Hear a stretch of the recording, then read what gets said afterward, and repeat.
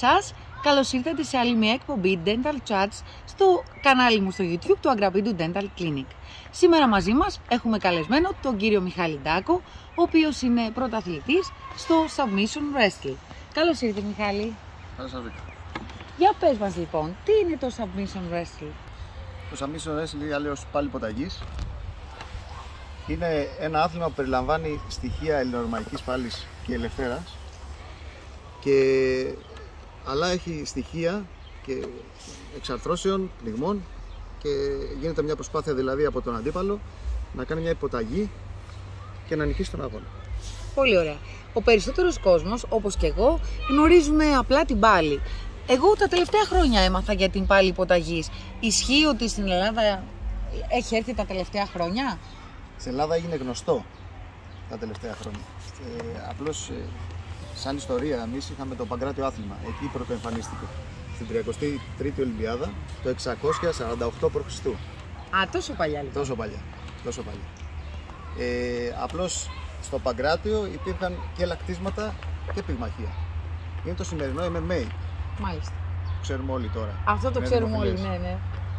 Είναι το Mixed Martial Arts, ή αλλιώς μεικτές πολεμικές τέχνες, που είναι πολύ διαδομένο και στην Αμερική πλέον. Μάλιστα. Αυτό είναι πάρα πολύ σημαντικό. Και τώρα θα ρωτήσουμε τον Μιχάλη αυτό που θέλει να μάθει το κοινό.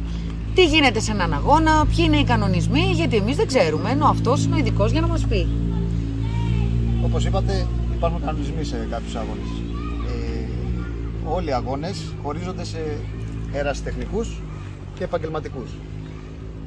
Οι ερασιτεχνικοί αγώνες έχουν κάποια προστατευτικά που μπορούν να προστατέψουν τους αθλούμενους, ενώ στους επαγγελματικούς αγώνες οι τεχνικές είναι λίγο πιο βίαιες, θα έλεγα, σε εισαγωγικά πιο βίαιες. Γιατί έχουμε επαγγελματίες αθλητές που έχουν εξασκηθεί πάρα πολλά χρόνια για να κάνουν αυτά τα πράγματα. Να σε ρωτήσω από πόσο χρονών μπορεί να είναι κάποιος επαγγελματίας αθλητής? Ξεκινάνε από τα 17-18 χρονών. Α, οπότε είναι αρκετά μεγάλη σε ηλικία. Βέβαια. Ωραία. Τώρα, σε ερασιτεχνικά πρωταθλήματα οφείλει κάθε ομοσπονδία και κάθε διοργάνωση να έχει το γιατρό, να έχει τα προστατευτικά που θα δώσει στους αθλητές για να παίξουν έναν αγώνα, για να μην υπάρχουν και σοβαροί τραυματισμοί. Ωραία. Εσείς έχετε ξεχωριστή ομοσπονδία από ότι είναι υπάλληλοι ή είσαστε μια κοινή ομοσπονδία? Στην Ελλάδα δυστυχώς ακόμα ομοσπονδία μεικτών πολεμικών τεχνών δεν έχουμε. Μάλιστα. Αυτό που πλησιάζει για να γίνει σαν ομοσπονδία, αυτό που περιλαμβάνει τις μεικτές πολεμικές τέχνες, το Παγκράτιο άθλημα που έχει τον πλήρη αγώνα της στιγμής. Τώρα γίνεται μια προσπάθεια το 2022 να κάνουμε μια ομοσπονδία που θα περιλαμβάνει τις μεικτές πολεμικές τέχνες το καθένα. Ελπίζω να τα καταφέρετε, γιατί είναι σημαντικό να έχετε δική σας ομοσπονδία. Αφού καταλαβαίνω υπάρχουν και αισθητές διαφορές, έτσι. Υπάρχουν, ναι. Ωραία. Υπάρχουν. Και μια που μου ανέφερες στο γιατρό, θέλω να μου πεις, υπάρχουν οι τρόποι να προστατευτούν τα παιδιά στο δικό μου το επάγγελμα, στο δοντιατρικό που με ενδιαφέρει, για τα δόντια τους, για την άθλο τους, στο κεφάλι γενικότερα? Έχω και αθλητή με σιδεράκια. Έχω αθλητές, τώρα είναι και ηλικία που ξέρετε, που 15-17 που έχουν τα σιδεράκια.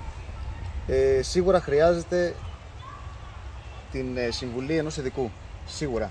Εγώ δεν μπορώ να κάνω κάτι στο γυμναστήριο, δεν μπορώ να βάλω έναν αθλητή να παλέψει ή να παίξει μπουνιές και λακτίσματα φορώντας σιδεράκια. Πρέπει να επισκεφτεί έναν οδοντίατρο, έναν οδοντοτεχνικό, για να φτιάξει ειδική.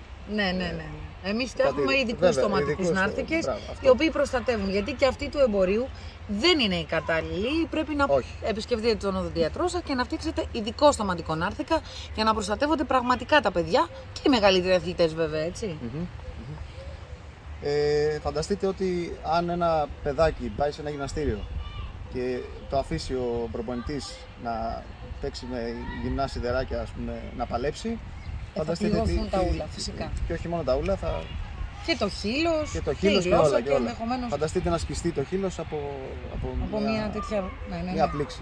Ωραία. Οπότε, εφόσον είσαι και ενημερωμένος, είσαι και νέο παιδί, να πάτε στο γυμναστήριό του, το οποίο είναι που? Είναι το Μπάζ 28 και Σούτσο στο Εγάλεο. Είναι κοντά στα ΤΕΙ. να πάτε γιατί είναι καταπληκτικός προπονητής. Εγώ έχω παρακολουθήσει την προπόνησή του, έχει προπονήσει και το γιο μου. Είναι πραγματικά πολύ καλός, είναι νέο παιδί, ενδιαφέρεται για τους αθλητές και βέβαια τους προσέχει γιατί μας ενδιαφέρει να μην γίνονται ατυχήματα στον χώρο. Πάνω απ' όλα η προστασία του αθλούμενου. Ωραία. Σε ευχαριστώ πάρα πολύ, Μιχάλη, που ήσουν σήμερα μαζί μας. Να είστε καλά. Και έμαθε και ο κόσμος κάποια πράγματα για σένα. Θέλω να πω ότι αν σας άρεσε η εκπομπή μας, το Dental Chats, μπορείτε να κάνετε εγγραφή, βασικά να μας κάνετε like στο Αγραπίντου Dental Clinic και βέβαια share. Να κοινοποιήσετε γιατί ο κόσμος θέλει να μάθει και για το Μιχάλη Ντάκο, να μάθει και για το MMA. Αξίζει και πραγματικά πες μου για τον αθλητή σου, γιατί είναι πολύ σημαντικό. Έχουμε πολύ σημαντικές επιτυχίες και στο εξωτερικό αλλά και μέσα βέβαια, μέσα στην Ελλάδα. Πρόσφατα κέρδισε σε ένα πανευρωπαϊκό πρωτάθλημα που έγινε στη Γερμανία και συνεχίζουμε. Τα παιδιά λοιπόν μας κάνουν περήφανα, κάνουν υπερήφανους όλους τους Έλληνες. Ας τους δώσουμε λοιπόν για εμείς την ευκαιρία σε όλα τα νέα παιδιά να μπορούν να προπονηθούν σωστά και να πάρουν διακρίσεις.